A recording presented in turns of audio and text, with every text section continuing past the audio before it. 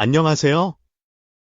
대한민국 자주국방을 실현하는 방산 소식을 알찬 내용으로 전하는 국방신문이며, 러시아의 우크라이나 침공 이후 유럽 안보 지형이 급변하면서 냉전 이후 폐지된 징병제가 부활하고 있다. KNN은 2025년 3월 17일 우크라이나 전쟁 3년이 지나며 유럽 징병제가 예상치 못한 방식으로 변화했다고 보도했고, 스칸디나비아와 발트의 연안 국가들은 러시아 위협을 우려해 징병제를 재도입했다.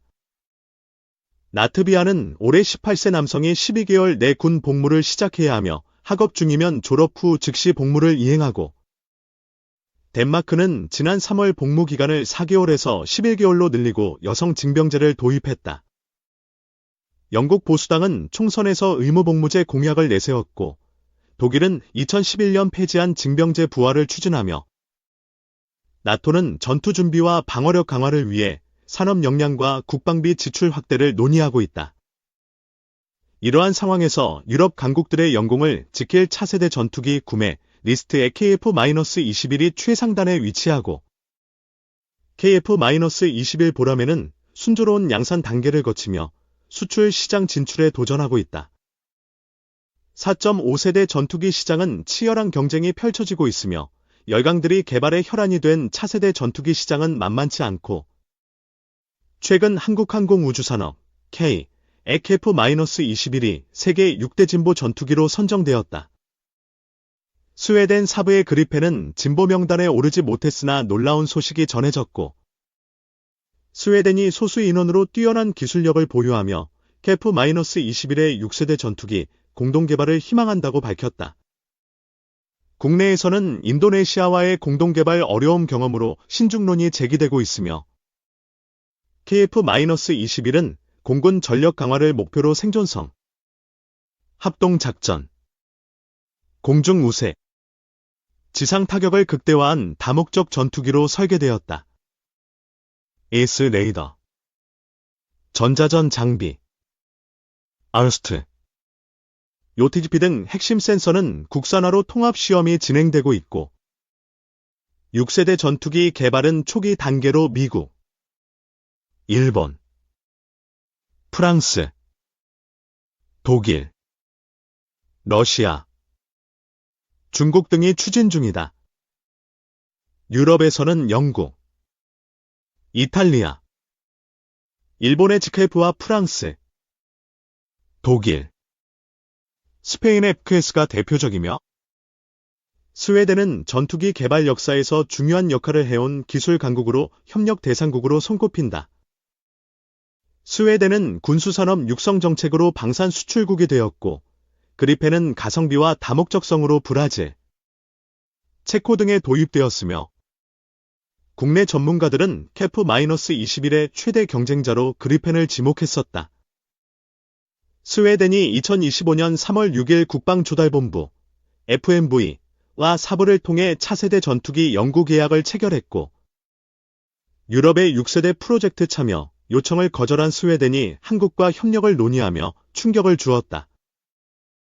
유라시아 타임스는 유럽 국가들이 자국 연합만으로 살아남기 어렵다며 대한민국 협력을 인정해야 한다고 보도했고, 전문가들은 스웨덴과의 협력이 비용 분담과 대량 생산으로 시너지를 낼 것이라고 평가했다.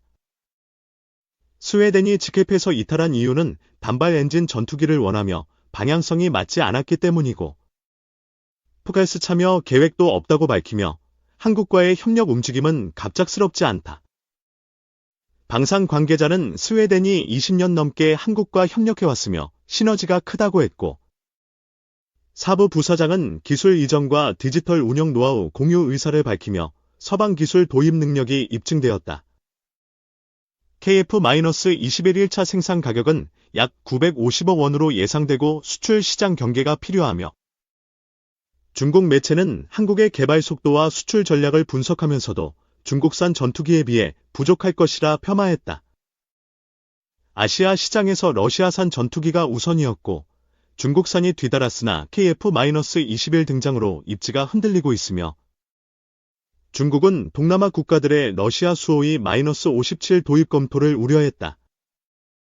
말레이시아는 F-50 도입 후 수호이-57과 KF-21을 비교 검토하며 러시아 무기 구매가 어려운 상황에서 KF-21이 F-50 발전형으로 우수성을 입증하며 선두로 부상했다. F-50m은 2026년 10월부터 말레이시아에 배치되고 18대 추가 옵션이 있어 KF-21 도입 가능성이 높으며 말레이시아의 선택은 동남아 국가들의 한국산 전투기 관심을 유도할 전망이다. 페루 군사 채널은 KF-21이 남미 최초 5세대 전투기가 될 가능성을 제기했고 인도네시아 대신 페루와 공동개발 추진 소식이 전해지며 중남미 시장에서도 경쟁력이 강화되고 있다. 최근 한국과 미국의 비공개 회담이 밝혀지며 방산업계가 주목했고 KF-21 수출 논의가 이루어져 유해가 F-35 대신 KF-21에 관심을 돌리며 미국도 놀라움을 표했다. 회담에서 FA-50, KF-21 등 국산 무기 수출 방안이 논의되었고 미국 방부 국장은 한국의 FMS 추진 시 협력을 강화하며 동맹국 방산을 지원하겠다고 밝히며 방해하지 않겠다는 신호를 보냈다. 유엔은 F-35 도입이 불발되자 KF-21을 대안으로 검토하며 인도네시아의 분담금 미납으로 UAE가 참여 의사를 밝히고 공동 생산과 기술 이전으로 방위 산업 발전을 기대한다. 프랑스와 폴란드 매체는 유에 KF-21 프로젝트 참여 의사를 확인했고 중국은 UAE가 중국산 전투기를 고려했다가 전략적 움직임으로 밝혀지며 당황하며 한국의 영향력 확대를 우려했다. UAE는 천공-1을 세계 최초로 도입하며 4조 원 계약을 체결했고 이란의 미사일 공격 후 방공망 강화를 위해 KF-21과 L3 도입 가능성이 커지고 있다. 2024년 UAE 대통령 방한 시 블랙이글스와 F-15K가 호위하며 예우를 갖췄고 한국은 방산 협력 진전을 기대하며 관계가 구체화되고 있으며 중국은 이를 반기지 못한다. 중국은 UAE가 중국산 무기를 구매할 기대를 품었으나 저품질 경험으로 외면받고 한국과 미국의 회담 결과에 당황하며 UAE의 국방비 지출 세계 9위, GDP 3.7%을 주목한다. 중동은 분쟁으로 첨단 무기 수요가 높고 한국과의 협력이 중요하며 KF-21이 중동 시장에서 미국과 유럽을 위협하며 사우디, 카타르, 이집트의 도입 검토 가능성이 커지고 있다. 대한민국은 무기 개발에서 세계 수준에 도달했고 빠른 생산과 수출이 관건이며 좋아요, 구독, 알림 설정으로 신속하고 정확한 소식을 전하겠으며 구독자 여러분 좋은 하루 보내세요. 날아가는 순항미사일 잡는 북지대공미사일 신대원의 군 플릭스. 북한이 최신형 지대공미사일 시험 발사를 실시한 가운데 러시아의 기술 지원 가능성에 의구심이 쏠리고 있다. 북한 미사일 총국은 20일 최신형 반항공, 지대공, 미사일 무기체계의 종합적 전투 성능 검열을 위한 시험 발사를 진행했다. 북한은 시험 발사를 통해 미사일의 빠른 대응 능력 우월성과 높은 신뢰성을 검증했다고 주장했다. 현장을 찾은 김정은 국무위원장은 자랑할 만한 전투적 성능을 갖춘 또 하나의 중요 방어무기 체계를 우리 군대에 장비시키게 된다고 의미를 부여했다.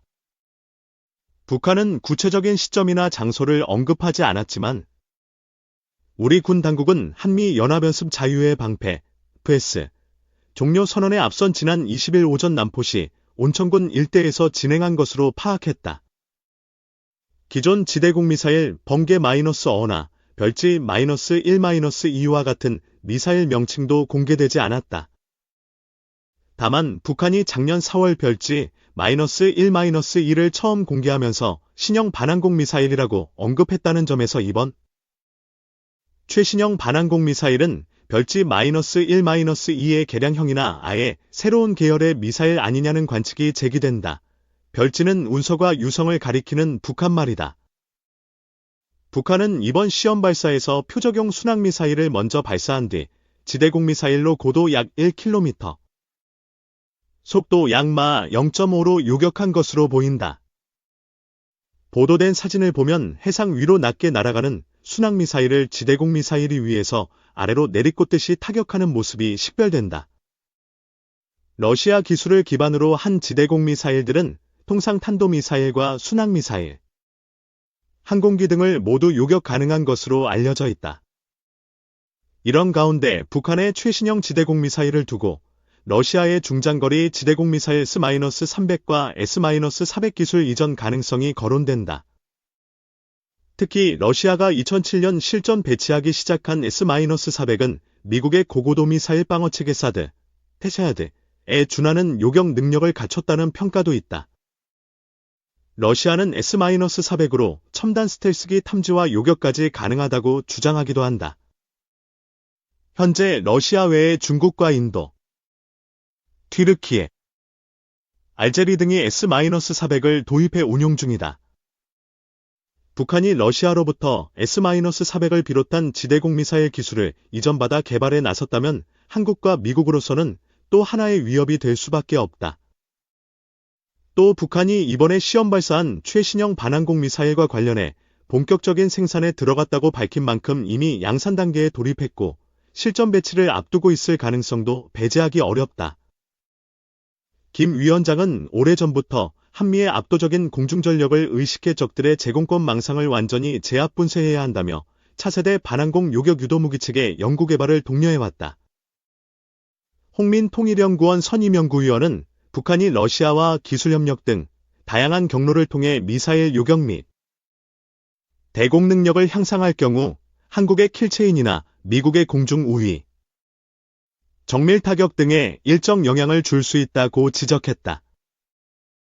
홍 위원은 이어 특히 북한이 취약한 레이더나 현장 지휘 차량 능력 등을 러시아를 통해 제공받을 수 있다면서 발사체 사거리 연장과 함께 레이더, 요격 유도, 지휘 차량 현대화 등에서 러시아의 지원이 이뤄진다면 북한이 대공 미사일에 있어서 빠른 진척이 가능할 것이라고 말했다.